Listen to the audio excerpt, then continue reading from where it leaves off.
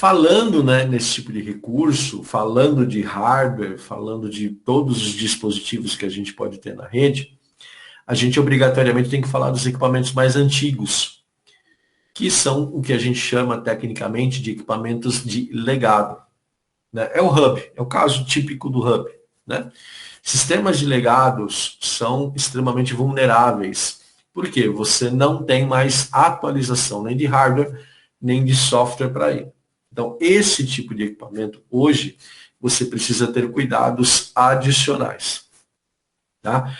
Eu tenho um firewall na empresa em que eu trabalho, mas ele é bem antigo, então provavelmente a gente está falando aí de um equipamento de legado e que provavelmente tem uma interferência para menor no desempenho da sua rede.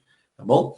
Além dos equipamentos de legado, a gente também tem sistemas que são integrados. Isso acontece muito em empresas.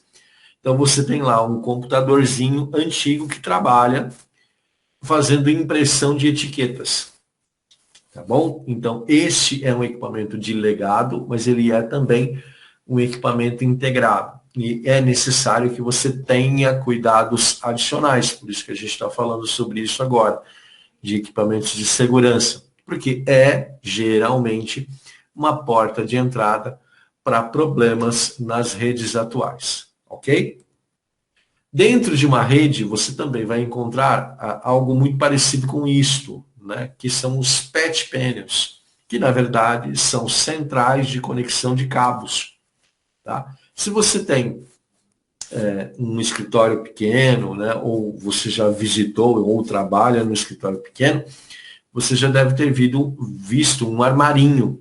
Né? Parece um armarinho desses de cozinha, né, com vários cabos entrando e saindo dele. Na verdade, o patch panel é esse barramento que tem aqui dentro, né, que permite pontos de conexão entre cabos que estão chegando e cabos que estão saindo. Em empresas maiores, geralmente você tem 2, 3, 4, 5 patch panels por andar, né? Cada patch panel trabalhando com um departamento, com um tipo de suíte, com um determinado tipo de informação. Mas nada mais são do que pontos de conexão, tá bom? Quanto maior a rede, mais patch panels você precisa. É muito comum a gente ver na internet, em filmes ou em vídeos, né? Aquelas luzinhas piscando dentro lá de empresas de tecnologia. Geralmente a gente está falando de patch panels, tá bom? São barramentos, são dispositivos de conexão de cabos. Um outro equipamento que a gente vai ver dentro das redes, né, principalmente de empresas, é esse tipo de equipamento chamado de injetor POWI. Para que ele serve, né?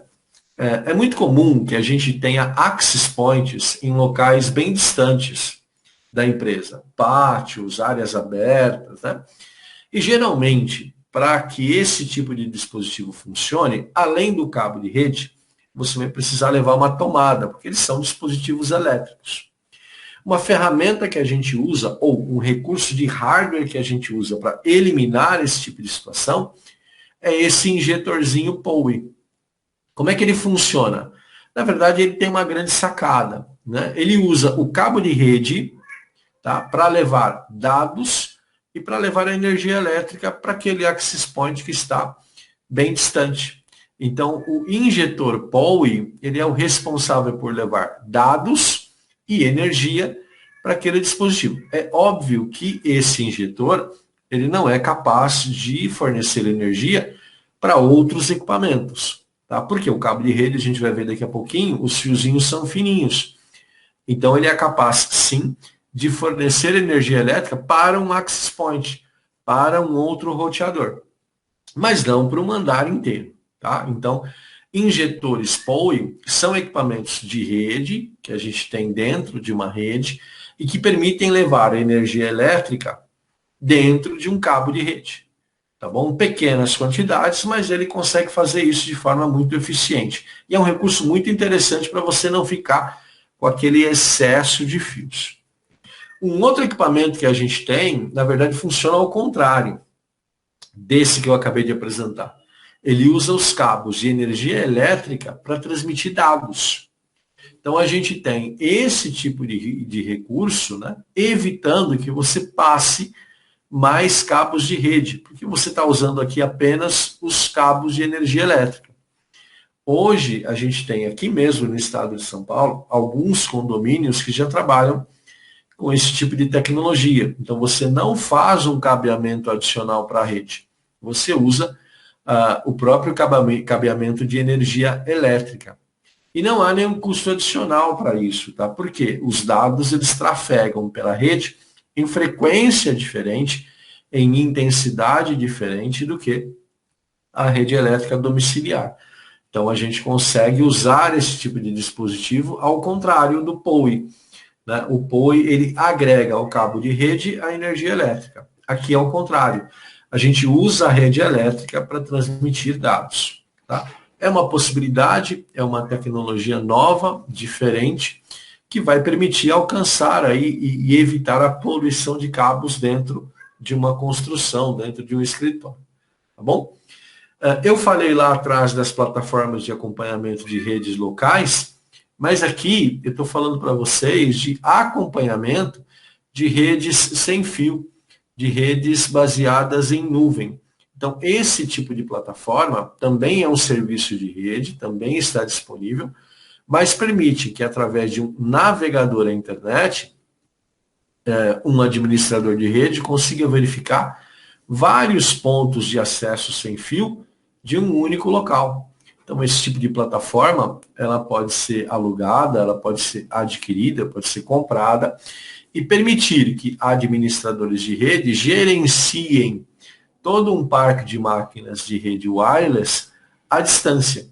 Então, aqui nesse exemplo, né, nessa plataforma, a gente consegue observar aqui, inclusive, a qualidade do sinal, a qualidade do link, que é um recurso muito interessante, tá? Então, aqui a gente está falando de controladores de rede baseados em nuvem. E aqui a gente está falando de pontos de acesso sem fio, tá bom? Geralmente isso aqui trabalha baseado, inclusive, no Google Maps, né? Vocês estão vendo aqui na legenda que dá para observar. Pontinhos em verde indicam que estão ok, pontinhos em vermelho indicariam que eles estão offline, tá? É uma ferramenta muito interessante também. Bom, falando de rede, né, de tipos de equipamentos, a gente tem que falar das ferramentas e dos cabos de rede. Quando a gente falou de ferramentas lá no capítulo 3, algumas dessas ferramentas aqui eu já apresentei para vocês, né?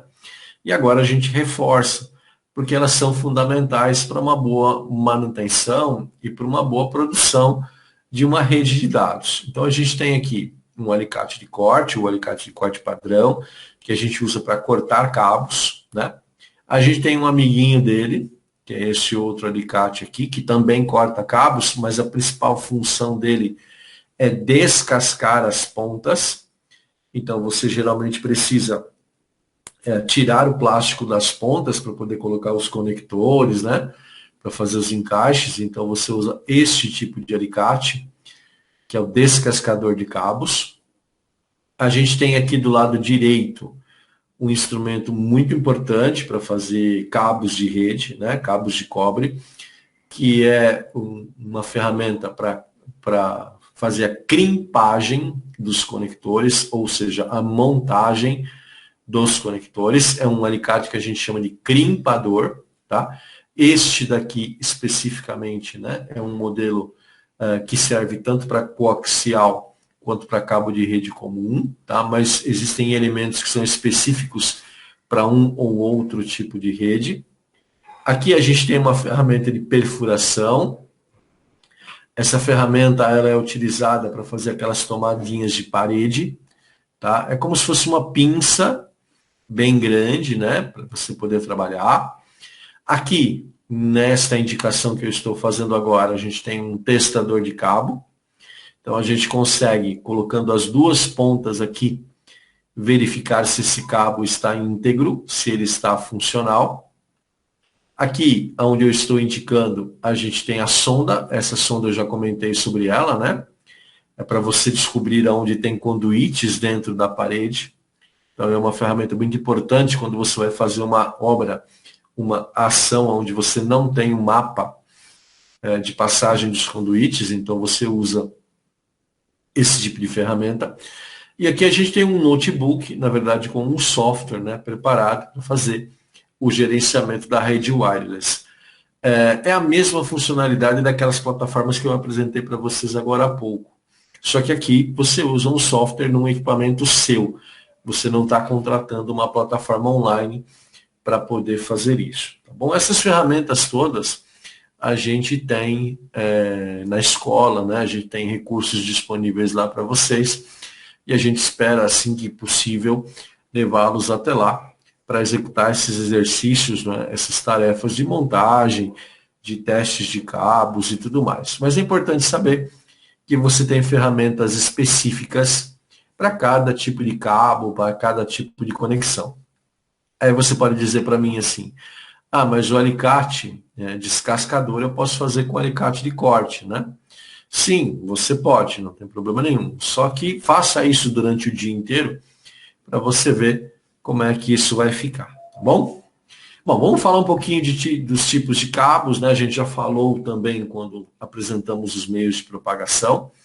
A gente tem cabos coaxiais, a gente tem cabos de par trançado, né? Cobre, e a gente tem o cabo de fibra ótica, tá bom? São 3 tipos de tecnologia, são 3 tipos de cabeamento com finalidades, recursos e capacidades diferentes, tá?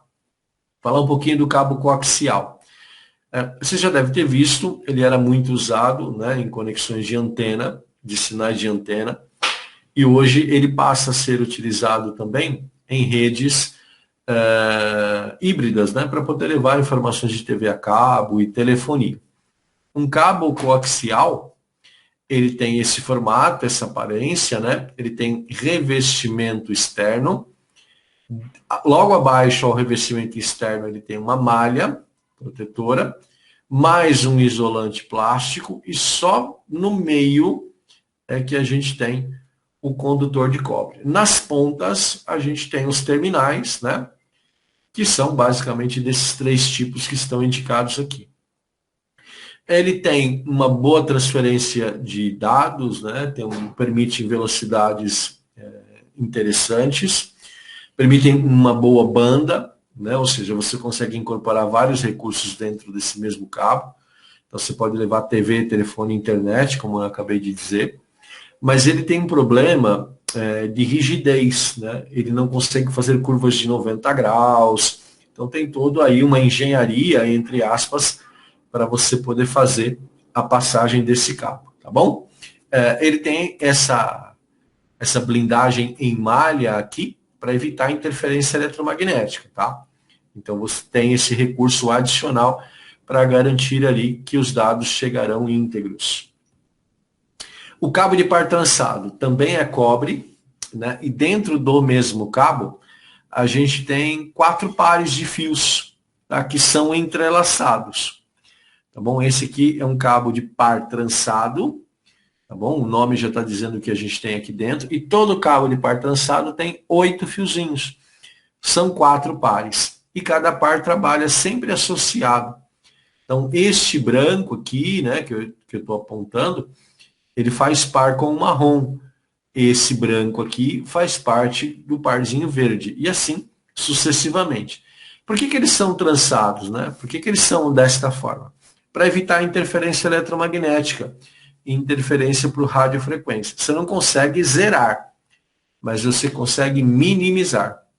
E aí você consegue fazer transferência de informação entre 2 pontos distantes, garantindo a qualidade e a integridade desses dados. Então, o par trançado, ele tem esse tipo de característica. Para fazer essa montagem, né, você tem que usar aquele alicate que eu mostrei para vocês, o alicate de crimpagem. Ele faz a montagem dos terminais, tá bom? Existe um outro tipo de cabo, né, mais blindado ainda, para outros tipos de rede. Ele é chamado de STP, tá? E ele tem aqui uma blindagenzinha, tá? Metálica, como é aquela blindagem do cabo coaxial, tá bom? Cada um desses pares também é blindado, né? Também é isolado dos outros, para garantir aí uma melhor qualidade na transferência das informações. Tá? Mas é um cabo de par trançado. A ferramenta para trabalhar com ele é o alicate de crimpagem também, da mesma forma. Esses cabos que eu acabei de apresentar, tanto aquele mais simples quanto esse todo blindado, ele tem nas pontas esse tipo de conector, esse tipo de encaixe, e os dispositivos têm os soquetes, tem essas peças aqui que vão receber os encaixes. Tá? Então você monta esse cabo usando o alicate de crimpagem e aí você encaixa esses cabos nos soquetes. Esses terminais, eles têm um nome, chamam-se RJ45 e são específicos para redes de dados. Tá bom? Então, se você observar aí na sua casa ou no seu trabalho amanhã, dê uma olhadinha lá que você vai enxergar os RJ45 e os soquetes de encaixe. No adaptador de rede do seu computador, na placa de rede, né, tem um encaixezinho como esse aqui, tá bom? Que é bem legal. Você vai lá e encaixa, ele tem uma travinha plástica. Quando quebra essa travinha, tem que trocar esse terminal, tá? E aí é que entra de novo a função do alicate crimpador. Cuidado para não confundir. Aqui a gente está falando de dados, né? Então a gente está falando de RJ45. Tem um que é muito parecidinho, né? Muito parecidinho, mas é ligeiramente menor, que é o cabo de telefonia, o RJ11. Tá bom? É diferenciável, sim, no olhar. Mas nesse momento de pouca experiência que a gente tem, a gente vai fazer assim: dados RJ45, telefone RJ11. Aqui um pouquinho mais em detalhes, né, do cabo de redes, do cabo de par trançado. Observem as cores, né? Observem o entrelaçamento. Esse tipo de cabo aqui não tem aquela blindagem adicional, tá? E ele tem uma utilização, tá? Velocidade de rede e aonde você pode aplicar. Já esse outro cabo, né, ele já tem a blindagem, já tem uma guia de passagem aqui, tem um elemento de proteção aqui no meio que a gente chama de cruzeta. Observe que os parzinhos estão aqui e ele tem uma outra aplicação. Esse cabo a gente chama de categoria 5E. Aquele cabo sem proteção a gente chama de categoria 5, tá bom? Então esta blindagem adicional é este Ezinho que a gente tem aqui, ok? Bom, tem um outro cabo que é o categoria 6, que é o que a gente está começando a usar mais agora, que ele tem uma outra especificação, uma outra utilização, também é cabinho de par trançado, mas observe que ele tem um elemento aqui no meio, né? Ele tem uma cruzeta adicional aqui para evitar que esses cabinhos se aproximem, para diminuir a interferência. Poxa, professor, mas tem que diminuir essa interferência? As redes de dados estão cada vez mais velozes, né? Então você precisa sim ter esse tipo de recurso na sua rede. Tá? Provavelmente, se você fez uma instalação de internet na sua casa recentemente, você deve ter recebido esse tipo de cabo no kit, né? Ele vem já Cat6, tá bom? Esses cabos podem ser comprados por metro ou por caixa. A caixa contém aí uma centena de metros. Temos caixas de 100 metros e caixas de 300 metros de cabo. Você pode achar que é muito, mas não é não, tá? Você vai consumir isso aí muito rapidamente. A montagem dos terminais segue regras, segue protocolos, segue especificações, tá? Basicamente, a gente tem dois tipos. Uma sequência chamada de 568A, onde você vai posicionando os fios aqui nas suas respectivas posições, e uma outra sequência que a gente chama de 568B, que muda um pouquinho aqui a posição dos fios. Deixa eu fazer um parênteses aqui. Precisa fazer desse jeito? Então, a engenharia, quando desenvolve cabos, quando estuda protocolos, tem como objetivo principal maximizar a performance da rede. Então, essa sequência de pinos e dos fiozinhos dentro do conector garante essa melhor performance. Então, você pode fazer a sequência que você quiser. mas a que garante a melhor performance é ou ela tem esta sequência de cores, ou então ela tem esta outra sequência de cores. Eu estou mudando de slide, talvez você não tenha percebido a diferença, né? Mas a diferença está nos fios laranja e verde, tá bom? Ó, observe que no caso do 568B, você tem o laranja do lado esquerdo e o verde na região central. Quando você vai para o 568A, você tem o verde na extremidade esquerda e o laranja na posição central. As duas versões são possíveis e permitidas e garantem a melhor performance para a rede. O fio azul e o fio marrom, independente da posição, eles vão funcionar, tá? Mas geralmente a gente coloca os fios azuis na parte central e o marrom sempre para o lado direito. Uma das atividades práticas que a gente vai fazer na escola quando retomar é a montagem desses cabos. Então essa sequência você vai aprender a fazer direitinho, tá bom? Essa padronização. E a fibra ótica, por fim, né? Fibra ótica é um cabo de vidro, tá bom? O vidro no núcleo dele aqui é um vidro bem fininho, parece um fiozinho de cabelo. Ele tem vários revestimentos, tá bom? Vários revestimentos de segurança para evitar que esse fiozinho de vidro se rompa, tá bom? Que ele quebre.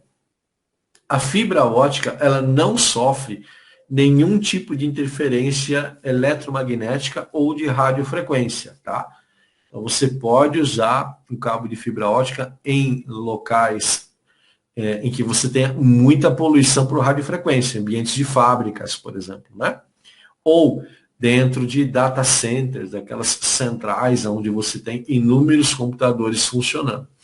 A fibra ótica é o elemento responsável por isso. Trabalhar com fibra ótica é um capítulo totalmente à parte. Você tem que ter ferramental específico, treinamento específico, né? E não é o objetivo do nosso curso aqui. Né? A gente mostra como é, eu tenho inclusive fibra ótica lá na escola para vocês manusearem, mas toda a parte de montagem, né, ela é bem específica. Os equipamentos são muito caros, né, para fazer esse tipo de trabalho. E por serem caros, requerem treinamentos especiais. Essas fibras podem ser emendadas, né? Então tem todo um tratamento de polimento no vidro, é algo muito interessante, mas é algo bem específico. A fibra ela tem dois tipos, tá? As duas são fibras, mas ela tem dois tipos. A monomodo. A monomodo, ela usa laser como elemento de transmissão. Então, aqui na ponta você tem um canhãozinho de laser. Aqui na outra ponta você tem um leitor para esse fluxo de laser. Tá? Ela tem um alcance muito longo. Ela permite vários milhares de quilômetros, de metros. Ou seja, a gente está falando aqui de quilômetros de distância. Esse tipo de fibra é muito utilizada para conectar cidades, para conectar regiões distantes fisicamente. Permite também que você leve telefonia, permite que você leve TV a cabo dentro do mesmo conector. Tá? Ele também é de difícil manuseio, você não consegue fazer tantas curvas com ele assim, mas ele consegue alcançar grandes distâncias. E ele usa laser. O custo dessa fibra e o custo do canhão é alto, tá bom? Porém, ela consegue alcançar grandes distâncias. Quando a gente apresenta o outro tipo de fibra, que é a multimodo, a gente está falando de uma fibra de custo menor e que usa LED como fonte de luz, tá? Então você tem uma luzinha bem mais frágil do que o laser, bem mais barata e que permite o funcionamento dessa fibra. Aí você vai falar assim, poxa, essa aqui é só vantagem, né? Não, a gente tem aí uma perda em relação à distância. Então você não consegue alcançar quilômetros de distância com essa fibra. Essa fibra multimodo, ela é capaz de alcançar até 500 metros, 550 metros mais ou menos. Tá bom? Ela tem um núcleo um pouquinho maior, né, do que a fibra monomodo. e ela tem um custo menor, tá? De implementação e de metro, né? Custo por metro. Tá? Mas é bem interessante, você pode mesclar as duas tecnologias e é isso que acaba acontecendo, né? Você usa uma monomodo para cobrir altas distâncias, chegou no prédio, você usa uma multimodo. Bom? E para fazer fibra, né? Para trabalhar com fibra, você precisa ter conectores especiais. Tá? Então são 4 tipos de conectores de fibra ótica que a gente tem.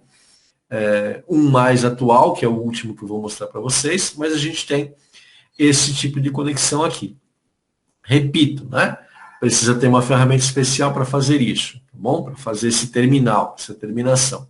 A gente tem esse tipo de conector ST, tá? Que é um tipo de... A fibra está aqui na pontinha e ele tem uma rosca, né? Essa rosca funciona como uma trava de segurança.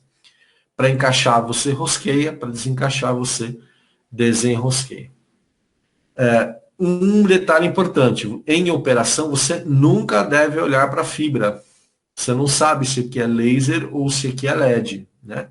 Se for LED, ok, não tem problema, mas se for laser, danifica a visão definitivamente, tá? Então, não se deve olhar para o cabo de fibra ótica. Bom, esse tipo de conector hoje tem uma aplicação, mas a gente também tem conectores de assinante, né? Conectores quadradinhos, chamados de conectores padrão. Ele é usado para os 2 tipos de fibra, para monomodo e para multimodo. Tá? Chama-se conector de assinante porque provavelmente é onde vai chegar a fibra lá na sua empresa ou no seu modem lá dentro da sua casa. Tá bom? Chama-se conector SC ou conector de assinante. A gente tem um outro tipo de conector chamado Lucent, e ele é um conector simples, de via única. Ele é menor do que o que eu acabei de apresentar, tá? E pelo fato dele ser menor, o custo dele é menor, né? Então as empresas estão começando a adotar este tipo de padrão. O que a gente vai ter muito, né, é a substituição deste padrão do SC para o LC, tá? Ele tem um clipezinho aqui, ó, que nem um RJ45, né? Ele tem um clipezinho aqui que permite o travamento. Esse é o simples, mas a gente tem o duplex, tá? O multimodo, que são 2, na verdade, né? É um casalzinho, tá? Então você pode ter um ponto de emenda, pode ter um roteador, um switch que trabalhe com esse tipo de conexão e que precise de um cabo de ida e volta, né? Então você usa esse tipo de cabo aqui. Ou você pode ter, por exemplo, 2 fibras mesmo, né? Isso aí vai depender muito do que você está imaginando ou do problema que você está tentando resolver. Observe que aqui, ó, é uma fibra só, por isso que ele se chama simplex, e aqui a gente tem 2, por isso que a gente chama de duplex, tá bom? Então é um recurso muito utilizado também. Esse tipo de conexão, cada vez mais, vai estar presente nas nossas casas, nas nossas empresas, né? Porque a tendência é que a gente assuma o padrão fibra, tá bom? Pela performance, pela qualidade e também pelo custo quando ele se tornar mais acessível. Algumas redes vão permanecer com cobre, outras redes vão permanecer com wireless, mas a gente vai ter uma penetração de mercado cada vez maior da fibra ótica. Aqui no Brasil, o custo do assinante de fibra ótica é alto, né? Mas em países da Europa, no Japão principalmente, esse custo é na casa de alguns dólares apenas, tá? Alguns poucos dólares, tá bom? Pessoal, esta visão geral, né, de conectores de fibra, vale ressaltar mais uma vez, são situações específicas que requerem ferramental especial e requerem treinamento especial. Mas é importante que você conheça que eles existem e que estão disponíveis.